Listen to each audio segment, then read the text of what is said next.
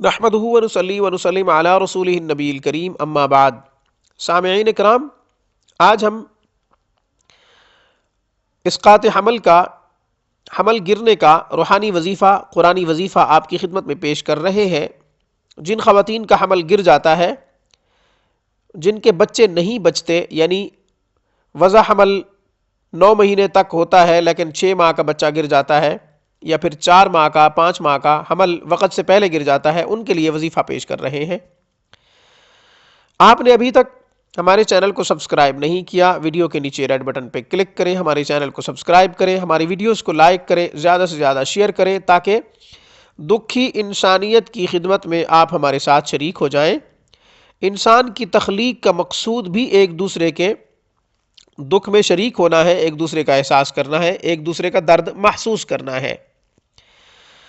آپ ہم سے کوئی سوال بھی کر سکتے ہیں، سوال ذاتی ہو یا پھر کسی وظیفے سے متعلق ہو، آپ ہمیں ای میل کریں۔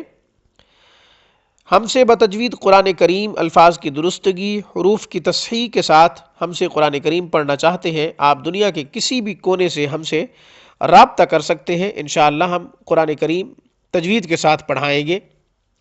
اب میں وظیفہ عرض کر رہا ہوں۔ سورۃ النحل، پارہ نمبر ہے 14، سورۃ النحل کی آخری 2 آیات، آیت نمبر 127، 128۔ بسم اللہ کے ساتھ یہ دونوں آیات 9 مرتبہ کاغذ کے اوپر لکھیں اور وہ تعویذ بنا کر عورت کے پیٹ پر باندھ دیں۔ جب تک بچہ پیدا نہ ہو اس وقت تک یہ تعویذ عورت کے پیٹ پہ بندھا رہے۔ وہ آیات یہ ہے، میں تلاوت کر رہا ہوں۔ اعوذ باللہ من الشیطان الرجیم، بسم اللہ الرحمن الرحیم، واصبر وما صبرك إلا بالله ولا تحزن عليهم ولا تك في ضيق مما يمكرون إن الله مع الذين اتقوا والذين هم محسنون۔ اس پیغام کے ساتھ مجھے اجازت دیجیے۔ وقت سے پہلے قسمت سے زیادہ کبھی کسی کو کچھ نہیں ملا کرتا، نصیب ملا کرتا ہے، اگرچہ پہاڑوں کے نیچے کیوں نہ چھپا ہوا ہو۔